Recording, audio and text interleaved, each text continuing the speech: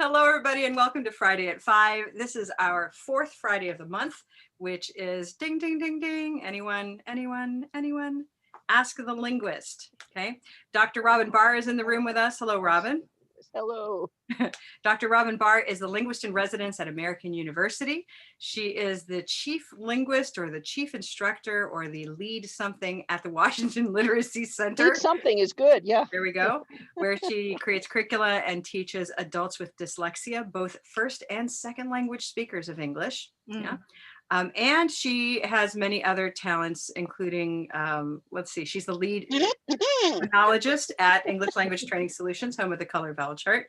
And she's an oboist and a kazooist, avid, right? Avid kazooist, yes. So every fourth Friday, we come together and we have questions. So if you do have questions and you've come with them, you haven't forgotten them somewhere else, go find the chat, put your question in there so that we can ask it. Jennifer has offered, she's volunteered really to. I was volunteered. She's volunteered to keep us on some kind of a timeline. So we're going to call it something like every 3 minutes, we're going to just stop everything and ask a new question. And so she has a powerful tool. Fast? Yes. Okay. Can we hear that? Okay, you heard it. I did not, but yeah, it's kind of low. How about this? Whoever hears it, let's just get, a nice visual alarm too. Okay, so Jennifer's going to hit it. Everyone will do this and I will see you. So we invented this format I think last year sometime. Robin and I have met for years for breakfast to talk linguistics, just over eggs. And so recently we met and decided to do rapid fire 2 to 3 minutes at a time with our phones as the timer. Because we had too much to catch up on. So we said, okay, you get 5 minutes, then the beeper goes off, and then I get 5 minutes. And so we took up an hour that way, I think, and my husband was cracking up next to us. It went by very quickly. So we're going to try that format here just as a way to keep the fun rolling. It's always fun, but with a buzzer, it's even more fun, right? I've also volunteered Jennifer to share what she's doing these days, apart from running Color Vowel with me, and to share a bit of her weekend life and to lead us all in an exercise to get us all, loosened up and started. Okay, so Jennifer. Yeah, so I'm teaching a pronunciation class at my local community college, and I do that on Saturday mornings. And we are working on prosody and thought groups and focus words and all sorts of things like that. Intonation, we've studied all of it. And we're kind of wrapping it all together before they start their big project. And so tomorrow we're going to warm up with the chant, which probably most of you know.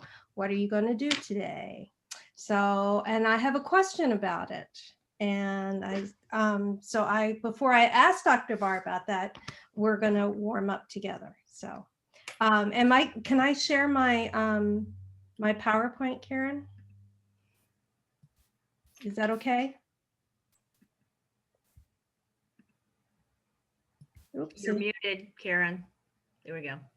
Karen's muted, but okay. Let me just. Oh, I just was joking. I said you can share as long as it's appropriate. Yeah. Well, I don't know with Dr. Barr here, No, no bombing here. Okay, can you all see that? Yeah. Okay. Okay, good. So I have two screens, and I hate it when I go to share a screen, all of a sudden it jumps to the other one. So that's something I have to figure out on Mondays at 10 a.m. in Liz's IT kitchen. Yeah, let's just mention that in a bit more for 1 second here. Liz Bigler has taken the lead on in a way, she's sort of alleviated the pressure of Friday at 5 so that now we know people just want a test kitchen where they can try things out and see it from the other side. So she's now established the test kitchen in my Color Vowel community. What do you see on your screen? I don't know. What do you see on your screen? Oh, it's great. It's so wonderful because, people can show you screenshots and you're like, oh, okay, so that's why my students are confused. And yeah, it's a great place to try, if you've got a new tool that you want to try out, it's really great. All right, so we're here with too many questions. All right, too many questions. So let's start. We're going to start with just the sound. So I guess everybody should probably mute. Everybody should mute. All right, ready? All right, so repeat after me. Ooh, ooh. Yeah, let's see those hands. Ooh, ooh. Now keep it up. Don't stop. What are you going to do today? What are you going to do? What are you going to do today? What are you going to do? Okay, now instead of saying and ooh, say it with me. Ready? What are you going to do today? What are you going to do? What are you going to do today? What are you going to do? Okay, let's start. Let's try the next two lines. So, o, o. Where are you going to go today? Where are you going to go? Where are you going to go today? Where are you going to go? With me. Where are you going to go today? Where are you going to go? Where are you going to go today? Where are you going to go? All right, we're going to keep that same rhythm and we're going to carry on. Oopsie. All right. It's very British of you to carry on. Oh, carry on. Yes. Let's continue. All right. And we're going to use our hands the same way. Ready? Go. Where are you going to go today? What? Oh, sorry. Let's start again. What are you going to do today? What are you going to do? Where are you going to go today? Where are you going to go? Who are you going to see? What are you going to say? When are you going to leave? Where are you going to stay? The answer to all of these questions is, I'd rather not say. I think that's enough to get us warmed up, right? I feel warmed up. You feel warmed up? So a question comes from this, is that right, Jennifer? Jennifer? Yeah, so my students this semester are really struggling with thought groups. And so, and how many focus words and all that. So in a sentence that's short like this, you have, and we're doing, in doing this, they're used to doing the stress with one hand, and we've been practicing our phrases and only showing our hand with the focus word in each thought group. So I know they're going to be confused by having done this. They're going to go, okay, well, that must mean that there are two thought groups in this short little sentence, which it's not. So we're going to talk a little bit about content word, go back and talk more about content words, which hold the meaning, and the focus word, which is the most important meaning. And so I just want to ask, this is one thought group, right? Is that a question? Or is that a question? These all, except for the, you know, for all the questions, are one thought group. And for me, the stress, the peak is the verb, the main verb. So what are you going to do today, right? But the question word sounds so strong. Why is that? What are you going to do today? But it's, what can't be its own thought group, really. It doesn't. Well, it could be what, you know. Yeah, but in this, within the context of this sentence. Yeah, and especially because of the intonation, you know that here what is part of the whole thought group, because the thought group is not just words between pauses. It's also a syntactic constituent, so a phrase, a syntactic phrase, and it also is a tone group, an intonation pattern. So if you've got, what are you going to do? You know that you can't stop it in the middle because you have to continue the line of the intonation. Oh, here, I got a handy kazoo here.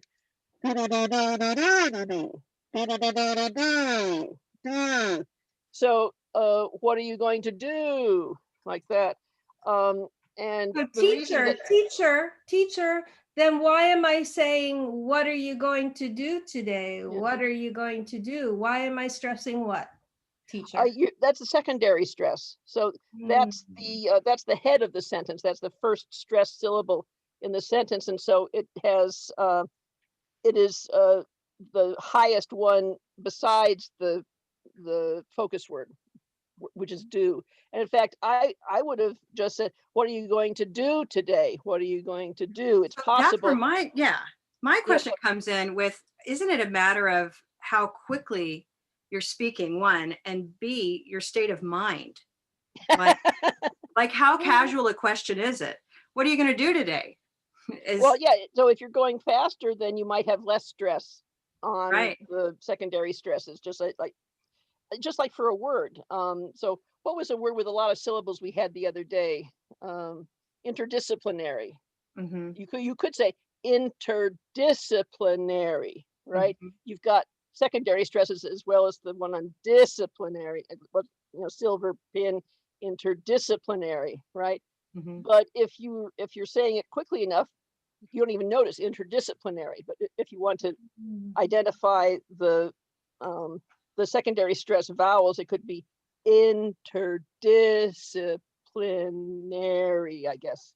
I would say. Well, let me ask Jennifer a question. When you said the students are struggling with thought groups, does that mean they're struggling with the unit on thought groups as a intellectual thing to master, or does this manifest in the way they speak, and that's how they're struggling with thought groups? It manifests in the way they speak. I have quite a few students from Iran, so I have a lot of Farsi speakers, and those are the ones who really just every single word gets a stress when they are talking. And so getting them to hear that arc of a thought group is really hard for them. So, and I also the fact that it's uneven length of syllables is going to be important for them, I think. So what are you going to do today? Maybe even exaggerating the main stress. I had a question just the other day. A former student emailed me, said, in my student's textbook, this is how they're supposed to cut it up into thought groups, but I think it should be cut up in thought groups this way. And then so my students think it should be cut up this way. And I, of course, said, yes, that's all correct.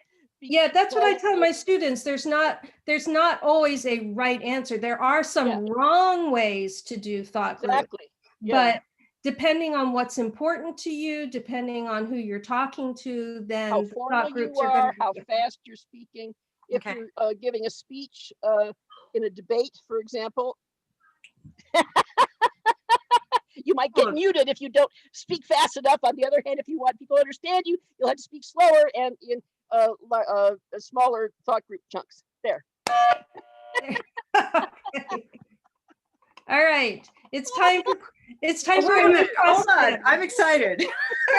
I had to cut myself off, so everybody should feel fine. I could have talked for another half hour about this. The whole family's excited. You could hear the big hoop for holler. But I have one more thought. Is everybody okay with me just asking one more question about thought groups? Yeah, because I think it's a new question. Something I've done for years to get at the concept and to actually interact with it is to take a sentence. And if Jennifer, if what you implied, your student might be saying something like, what are you going to do today?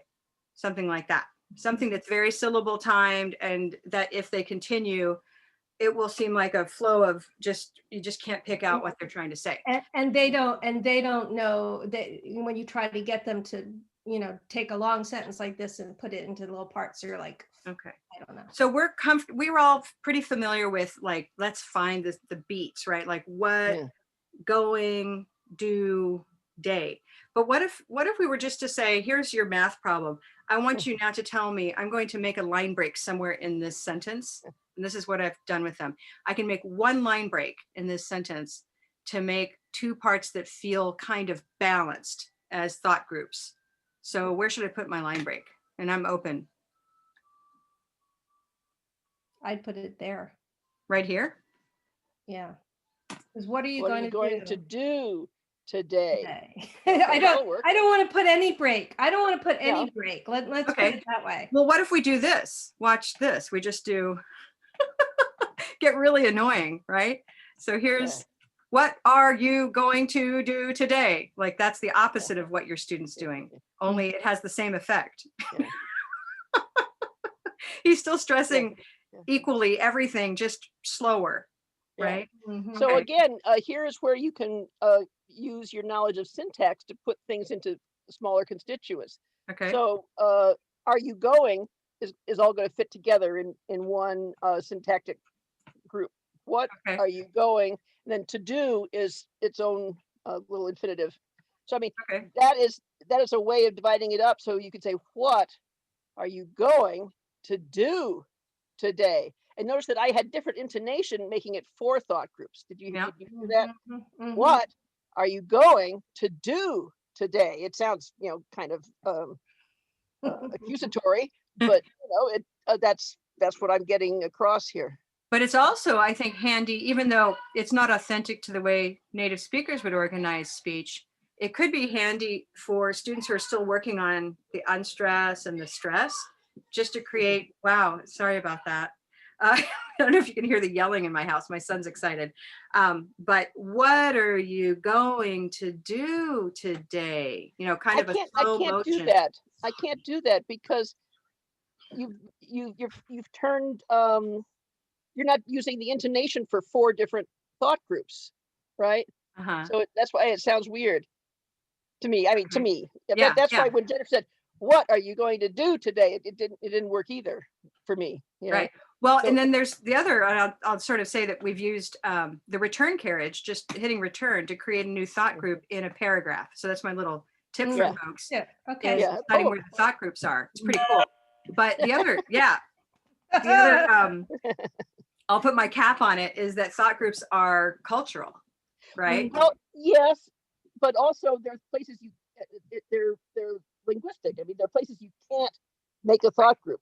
Right. So what are you going to do today? Yeah, I mean, that's not going to work. So there are places you can't break it. Yeah. Because that would violate the syntax of English.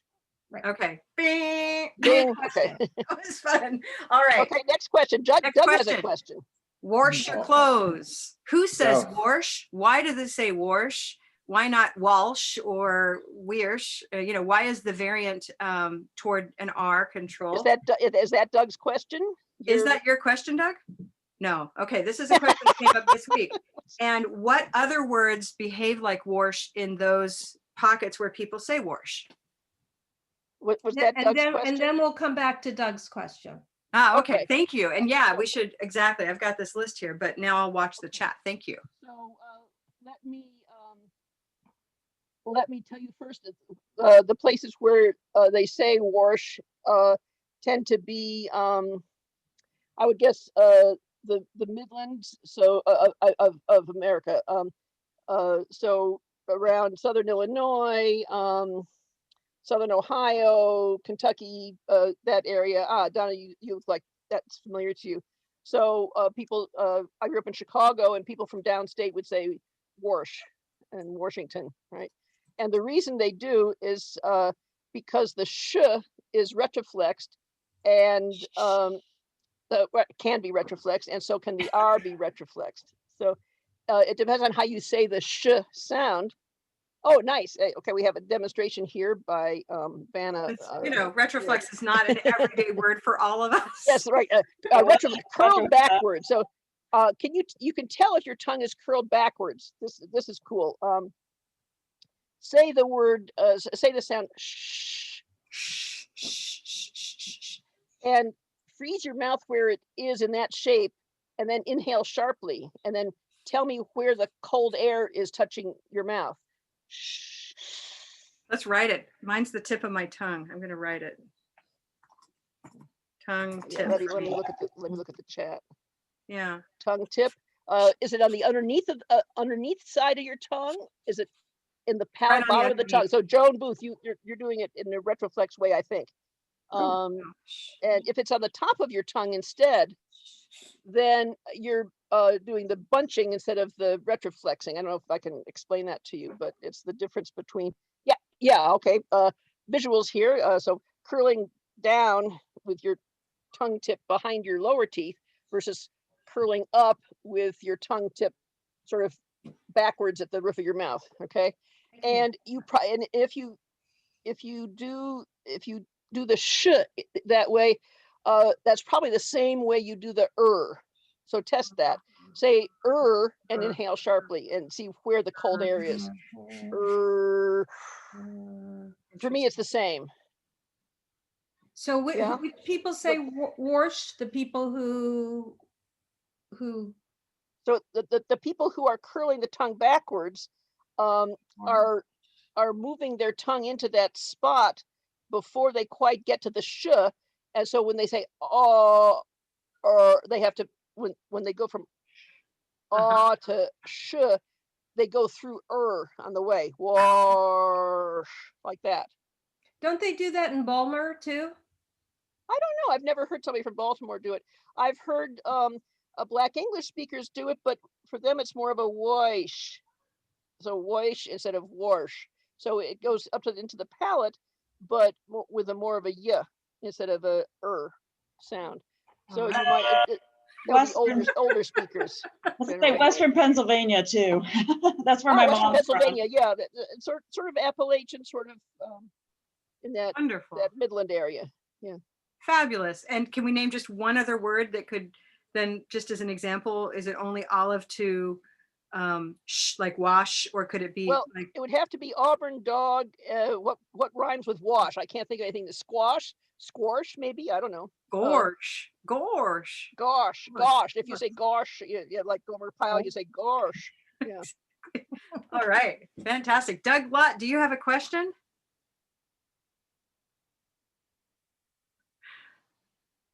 Yeah.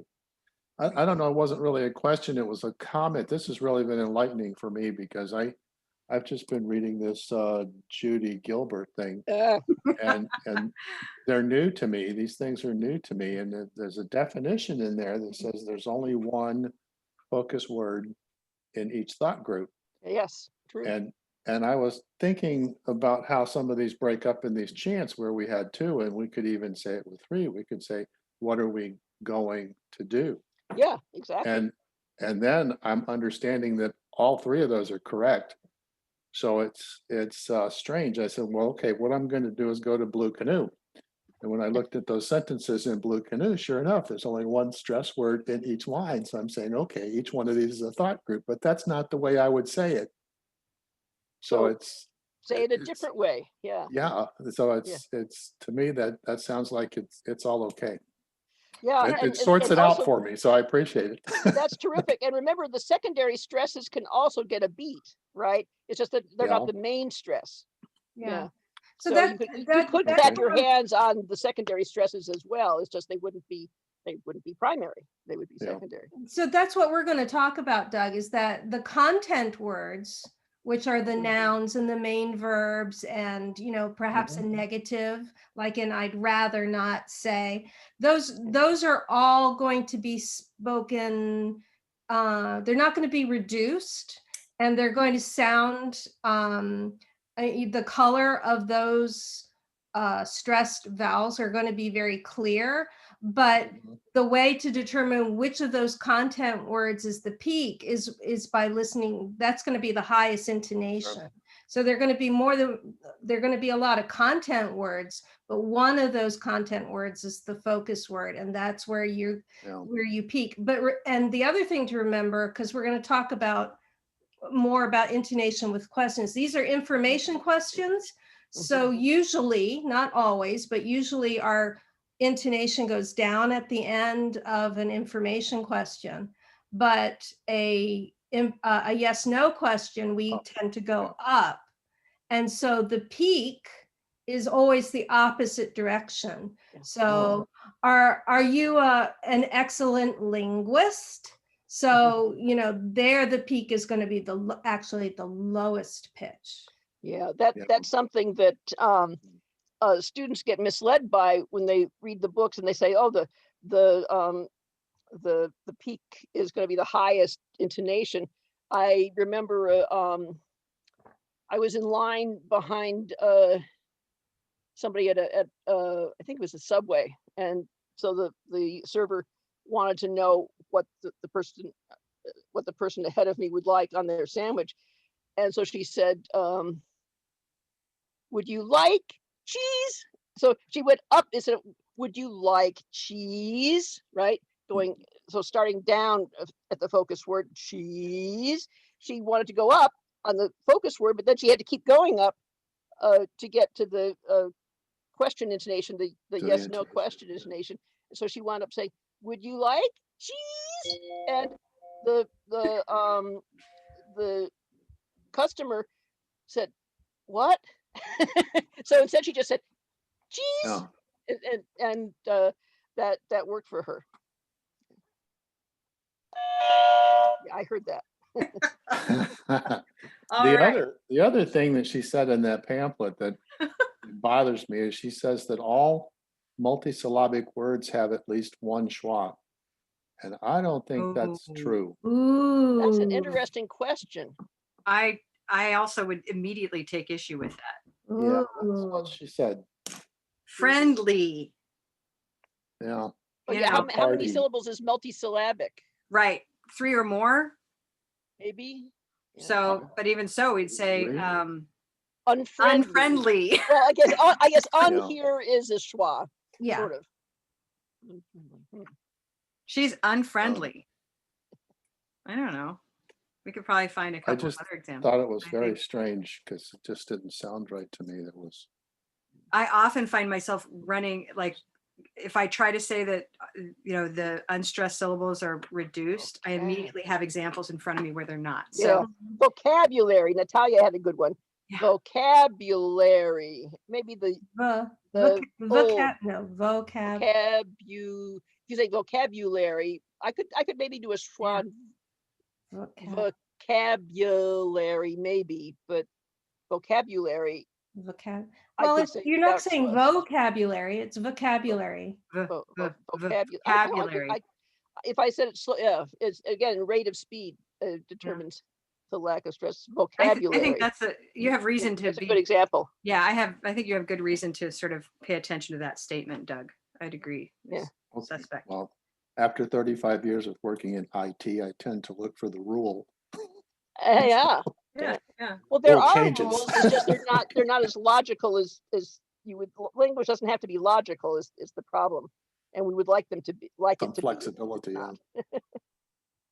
There Well, are rules. It's just. I mean, because the unstressed can also be, it's not always schwa. I mean, there's a Yeah. sort of an unstressed silver, like in my name, Jennifer. You Right, can but say that's it not without, what you said. it's multisyllabic and it's not Jennifer. I mean, you could say it that way, but that's not the way I think I say it. I see more of an unstressed silver sound. Like Well, a it was- crossbar I right here. Yeah, Yeah, crossbar I, yeah, Jen. But I do teach that. I really try to avoid talking about crossbar I because it just goes too far. But that's a silvery schwa. I mean, a it is high pretty good. schwa. Yeah. Mhm. Jennifer. And unfriendly is a low schwa. Call it that. Unfriendly. She's very unfriendly. Yeah. It's a stress schwa. Mhm. Vocabulary. Yeah. And I mean, the thing, Natalia, you make a good point. A lot of times, the more we think about a word, then we're more likely to unpack it and forget it, not notice the schwa anymore. Because we're stressing every syllable when we try to say it. Exactly. So the moment you know Vocabulary. Okay. Yeah, it eludes you. So that's tricky. Hey, can I change? Yeah. Any new questions from the crowd here? I've got one. Right now, I'm running it's a wonderful group of people in our spelling workshop, spelling exploration. That's a level 2 workshop. And the question of dyslexia came up specifically. Okay. Are there fewer cases of dyslexia for speakers of Spanish? Yes. Okay. I looked it up. I love that kind of answer. Yes. I looked it up just this morning. I was I've been asked to mentor a group of students at UDC who were taking what are they doing? Capstone. It's some kind of capstone general education thing. So it's a group of 5 or 6, a capstone team of 6 seniors or something like that, from all different majors, and they decided they wanted to work on adult literacy. So they found me, and so I just sent them the handout from my testimony before the DC Board of Education last January. You remember when I did that? And before I did that, I wanted to find out, because English is so irregular. Are more cases of dyslexia for English speakers than for other languages? And it turns out that dyslexia is different in every language, or but from language to language. But the kind of dyslexias that appear in English add up to about, well, actually pretty high, up to 30% have a kind of dyslexia of readers. And I saw a statistic that said for Spanish speakers, because Spanish is such a regularly spelled and an alphabetic phonemic language, it tends to be between 5 and 10%. So it's a much lower percentage because the alphabetic principle is not so difficult to grasp as it is with English. But you had what about that question? I mean, you had some question. Well, the question started to come up.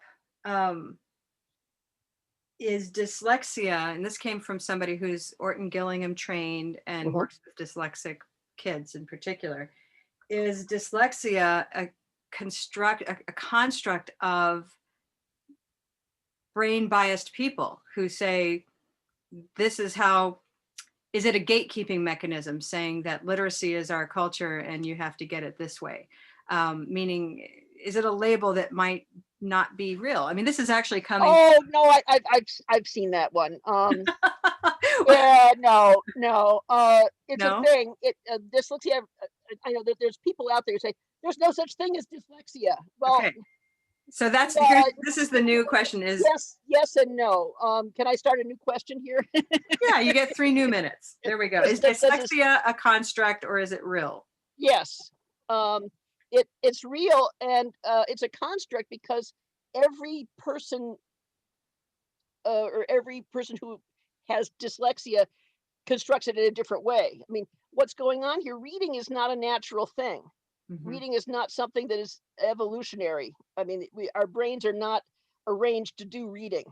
So when children learn to read, they have to put together different parts of their brain and connect different parts of their brain to maximize their efficiency at reading. So where I guess in English-speaking countries, 70% of the young readers will localize the area for doing reading in what's called Geschwind's territory, which is the inferior parietal lobe, right there. See, right above Wernicke's area. Can you spell that for us? Gesh. Yeah, I can write it here. So it's right behind Broca. Actually, quite a ways behind Broca. So named for Norman Geschwind territory. Let's see, inferior parietal lobule. So it's just above the temporal lobe and underneath the parietal. It's a little thing underneath the parietal lobe. Okay, so that's the part of the brain that if you're doing functional MRIs will light up in good readers, in fluent readers, along with Broca's area and along with what you call the vision area, alphabet area in the occipital lobe, which is where vision happens in the back of the head. So you've got 3 areas all connected to each other in a fluent reader, right? 1, 2, 3. Okay. What happens in somebody who has what we call dyslexia is they take a longer route. So they're using Broca's area, but they start on the right side of the brain and they kind of go over here, and then they go over to here, and then it comes over to Broca's area. Okay, so a lot of what they do involves right side of the brain properties, like memory for objects, visual memory, and identifying words with symbols. And in fact, somebody asked about languages with characters like Chinese, right? That's what you would use for a language that does logograms or ideograms, like Chinese is the right side of the brain. So you would have dyslexia in Chinese, but it's in a different part of the brain from an alphabetic dyslexia. So But- is it kind of a little bit too like, for decades they've been talking about, the whole language, the whole, learning the whole word versus phonics with Yeah, that, where it's exactly. more of memory of what the word is. And that might be geared more toward dyslexic Yeah. readers, Well, or not actually, geared toward that. That's not the right. Can I? yeah, but that is what, are we starting a new question? That's a good Oh, question. yeah. Well, can I just add a couple of things as the mother of a daughter with dyslexia and a founder Oh. of a school for dyslexic kids? Excellent. It's about phonemic awareness.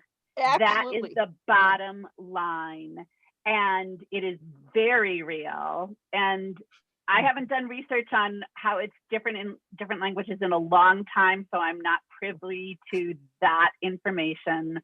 But when I did it a long time ago, they weren't finding any differences. But that could have changed. From language to language? Yeah. Yeah. So 10 it to depends on the 20%. kind of- What's the percentage that you? 10 to 20% of everybody Yeah. that I'm aware of in the world has some level of dyslexia, which really is a way that your brain processes the small sounds of language. And Yes. it's learning to hear those small sounds of language and then translate that to what you see on the paper that is the big Grand Canyon that the Yeah. dyslexic has to figure out how to transverse. Does that make sense? Yes, that's a really good way of putting it. So you could say that between 10 and 20% of the population of all humans has some issue with phonological awareness, right? Yes. And then you put on top of that problems that people have with the visual part. With is it irregularly alphabetic? Do you have to memorize symbols in order to do reading and so forth? So yeah, I would say that that base level is right, that that percentage of the population has that issue with phonological awareness, and then depending on what you're trying to read, it will the kind of reading that you're doing will be affected. Let me see if I can pull up that. So would that mean like somebody who was, and I don't know very much about dyslexia at all. Could you be like mildly dyslexic? So a Spanish speaker, because Spanish is so regular, might not have that much trouble, but when they start studying English, that dyslexia might manifest itself. Because we talk a lot, or we used to, when we all were in a faculty room together, about students who would never like self-report as having a learning disability, but once they started studying in English, it became very clear that they were having some sort of trouble. Yeah, let me share possible? my screen and I'll show you what I mean. Okay, can you see this? Here we go. I've got a picture for you. Okay, so here's the left side of your brain. So can you see my cursor? I don't know if, that I'm pointing here. Yes. Okay, so Broca's area is here. This is where you've got the rules of language, phonology and syntax. We talked a little bit about Wernicke's area. That's where the brain accesses the lexicon. The words themselves are stored all over the brain, but apparently Wernicke's area is where you have the connection between the syntax and the words that go into those sentences. So where you take the lexical item and stick it into the space for the noun. And then just above that, above and behind Wernicke's area, is Geschwind's territory. And this is some of the amazing stuff that was coming out of the Yale research on dyslexia. Sally Shaywitz calls it inefficient posterior reading system. So you have a functional MRI, you've seen this, right? If you have a functional MRI of somebody reading who is not identified as dyslexia. So here's Broca's area, right? Here's Geschwind's territory. So look at how, I mean, actually the whole thing is lighting up. And then you've got this little blip over here in the occipital lobe using, which is where the visual component comes in. And this is for reading English. This is a rhyming task, okay? And somebody with dyslexia will be working very hard with Broca's area, and these other parts will not be lighting up at all. So you can see, yes, there is something going on in dyslexia. It's clearly there in the brain. It's not, it's not something that we made up. It's just that it takes longer for somebody with dyslexia who doesn't have this convenient pathway of all the neurons close together. So it goes from quickly from one locus to another. If it has to go all over the brain first, the right side of the brain, and then over to Broca's area, it's just going to take that much longer to put together. And what happens is that if you train people with dyslexia on phonological awareness,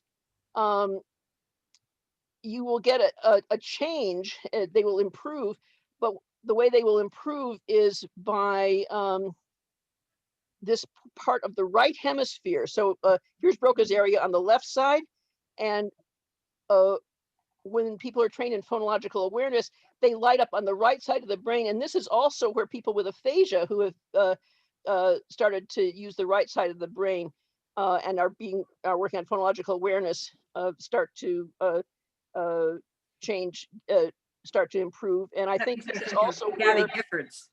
Yeah, like Gabby Giffords. And this is also where I think, it's not proven, but I think that adult language learners are using this part of their brain for doing the phonological awareness in their new language. Is that music? Is that where music? Music is just behind here. So music is not quite as far forward. It's not quite the frontal lobe. It's a little bit further back, but it's similar. It's in a similar spot. So. Moving on.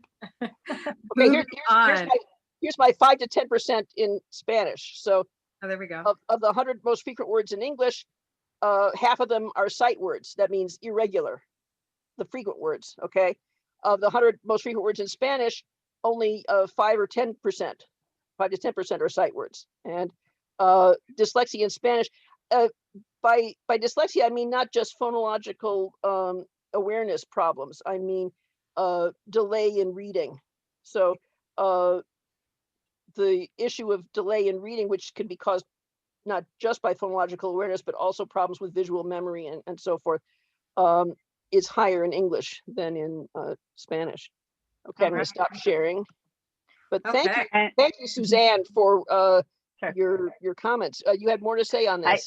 I just want to say one more thing, and I apologize because you say dyslexia, and I am immediately on my soapbox because I'm like tiger mom. But remember that also for people with dyslexia, learning a second language is very, very difficult. And so, maybe they were able to adapt in Spanish in their home language because it's so regular and predictable. But if they wanted to learn, I don't know, Italian or French or Portuguese, something that is more similar, they would still have a struggle because it's so based on learning sounds. But when you say they have a hard time learning a second language, we are talking about the written system more than Not This- Not necessarily, necessarily? necessarily. Not necessarily. No. because if you have to learn the phonological part consciously, that's phonological awareness. And if they have trouble with phonological awareness, by phonological awareness, I mean the ability to segment a word into phonemes. So if I say cat and I ask you how many sounds are in that word, and you say 3, that shows that you have phonological awareness enough to divide it into a k, a, and t. And something that people with a lack of phonological awareness have trouble with, they would hear maybe one sound, maybe 2 sounds like k and at. But this is why I find the color vowel system so helpful and difficult for my students, however, for my dyslexic students, because it requires them to separate the vowel from the surrounding consonants, which is awesome, right? This is something that is extremely, extremely difficult for somebody with dyslexia. And this is an easy way to practice doing it, especially your glottal stop version. So if I say cat, cat, cat, suddenly they're able to, instead of hearing the sound affected by the k on one side and the t on the other, they have it isolated between glottal stops, and now they can identify it as black cat. My students could not do that before you showed me the grab the vowel technique, Karen, and that's why being able to identify what the vowel is in the middle has been an amazing allowed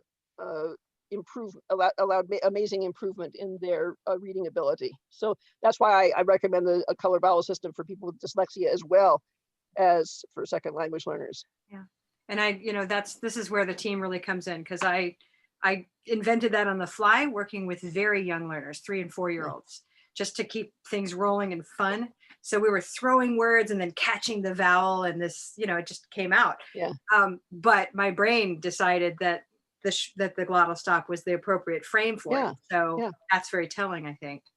Yeah, I mean, that's what you tell us to do for vowels that change their pronunciation depending on what the next sound is. So, bag, is that going to be bag, black cat bag, or grade A bag, or how does it work for a word like bag or egg, right? You have to grab it before it starts to move up to the g sound. Yeah. Great. New question? New question. This is my last one on my list. Is schwa a phoneme of English? Yes or no? Yes. Yes, it is, but not the way you think it is. So I was really hoping for no, but I'll let you continue. Yeah. So the stressed schwa is a phoneme. So cup of mustard. Oh, is no, you've just hurt my head. Okay. Stressed schwa seems to me like a complete contradiction. Well, Help me. Cup of mustard. How many stresses do you have in that word, in that phrase? Cup of mustard, right? But is the upside down V? Would you call that stressed schwa? Yeah, that's where it is. I mean, you put it there. You made it a phoneme, right? Well, I considered it a hidden. It's an unconscious sound. So I thought maybe we need to have breakfast again. So what you mean? What you're saying? Well, then that means you would have 4 in that. Exactly. A cup of mustard. And if you say mustard, that's 5. Mustard. Cup of mustard. What's the mustard on my dog? That's interesting. All right. So yeah, I think I'll need to have a drink with you. A cup of mustard. Yeah. But the reason I say that the unstressed schwa is not just an allophone of the upside down V, the cup phoneme, which is definitely a phoneme because you have cup, cap, cop, so you have minimal pairs. But the unstressed version of and so forth, that merges with other unstressed allophones. So you could have let's see, photography versus photo. So an allophone of O from photo would turn into schwa, photography, right? And so that's why I'm saying that schwa is a phoneme, but the unstressed version of schwa also is where a lot of the unstressed versions of other phonemes, vowel phonemes lands. And if you have that upper schwa, the barred I version, the silver mustard, I don't know what to call that. Yeah, the silvery mustard or the The crossbar silver I. mustard or something like that. Yes. Then usually it's the front vowels that wind up there, like I, and so silver and red wind up, when they're unstressed, wind up going up to that version of it. You could talk about the ear, the folks who are up in New England. Ia. Yeah. You go from So- the green T. The to the ia. Green T. Yeah. Yeah, I Yeah. like that, because if we're saying ear, how many syllables is ear? Mm. 1 or 2? But if you are a speaker of an R-less dialect, then you know it's a new syllable because you've got another vowel there. Ia. Except in British transcriptions, you call it a I hate triphthong. that doorbell. So it's a triphthong in Faya. Faya is a triphthong according to Oh. British English, but I think it's just 2 syllables. Yeah, The exactly. Faya. Faya. Well, But see, we Depends dislike on the where it is in the word, though. So, yeah. Well, and- so this is great. In fact, I think this is our final topic, and it's perfect. Donna, I agree. It's jarring, and yet we have fit so much more into our hour.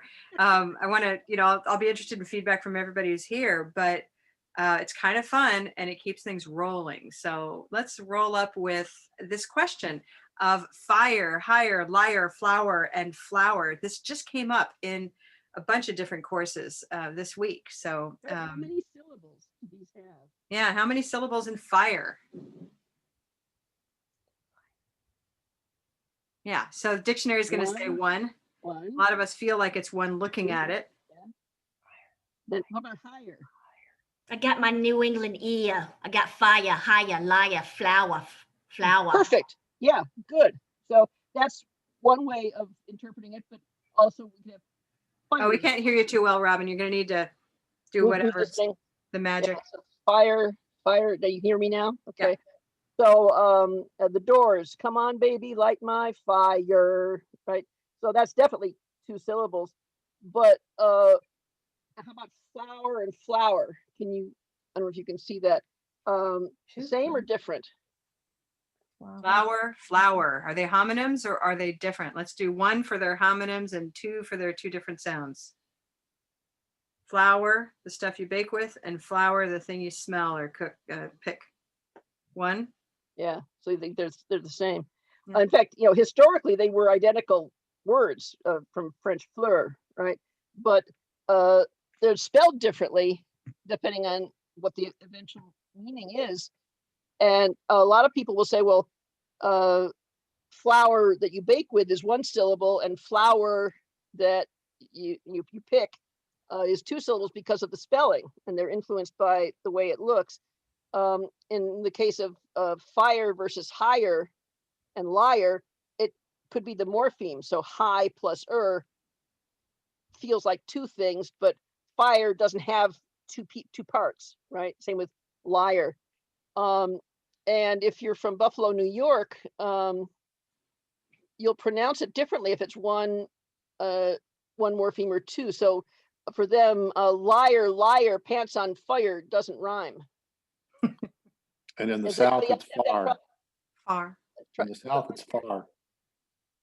But that far, Yeah, but no, far. just Far, clarify. pants on fire, lar. And Does it work? Does it rhyme? So how many people does it rhyme for? Put up 1 finger. What, liar, That's liar? fine. liar, liar, pants on fire. Yeah, as Yeah, long as so- you say them as 2 syllables. Yeah.